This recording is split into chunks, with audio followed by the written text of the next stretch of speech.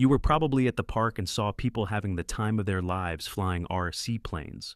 You thought to yourself, why don't I do that too? Then you searched YouTube and ended up here. Welcome to People's Fly RC. I'm here to give you the best advice on how to start this hobby and make the right choices. I'm going to teach you exactly what I wish I knew when I first started, so you don't waste money or crash on your first flight. I'll teach you the best first planes you can buy and what to not buy. So stick around and leave a like. Let's go.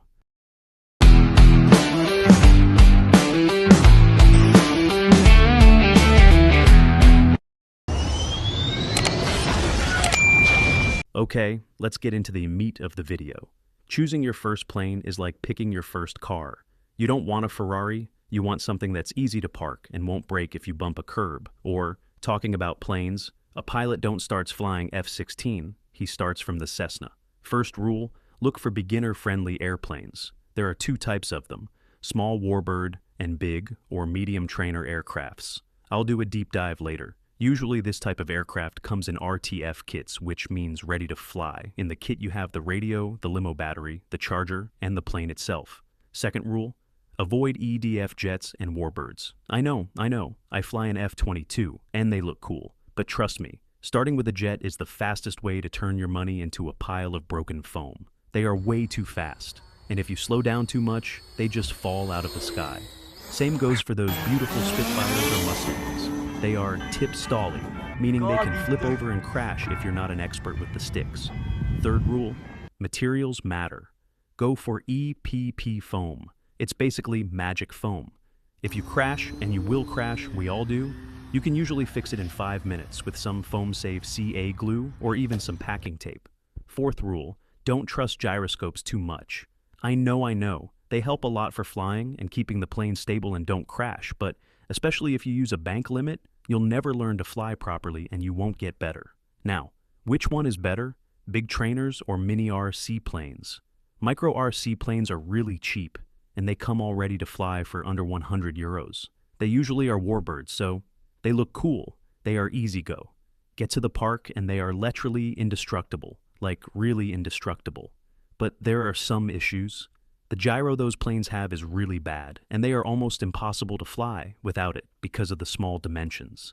Big trainers for me are the best choice. They fly smooth like butter, are easy to land, robust, and easy to repair, and sometimes they come with floats, which is really cool. I personally love my FMS Ranger. I did an unboxing video about it.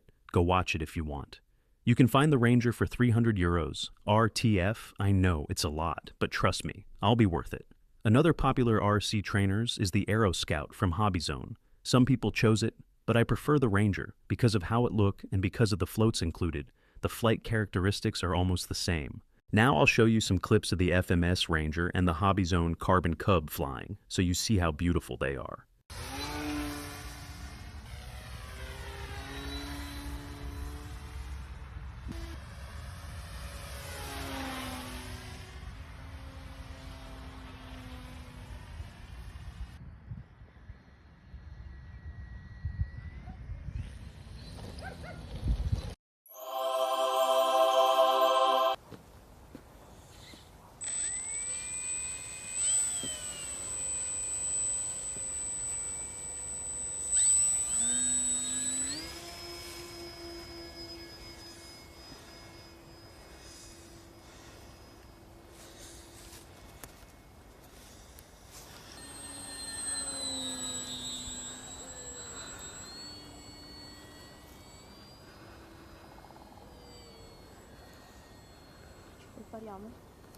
If you want, I suggest you to do some practice on an RC plane simulator. You don't need fancy stuff. A free sim like Pika Sim and the radio you have with your RTF plane, it's probably enough to learn the basics of RC flying and don't crash on your first flights.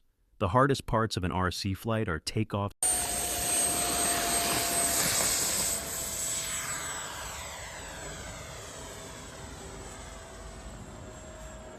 and landings.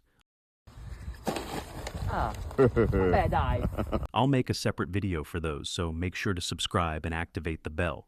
Now, you can fly your RC trainer plane. You can land it really well even without a gyroscope. Are you ready for an EDF or a warbird? Probably you are. If you fly carefully your new jet and make some practice on a sim, you probably won't crash.